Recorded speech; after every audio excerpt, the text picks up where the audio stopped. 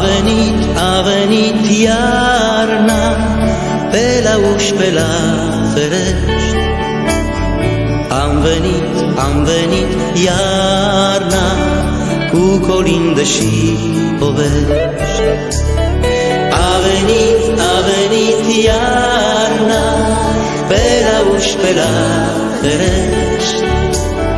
Am venit iarna cu colindă și povești.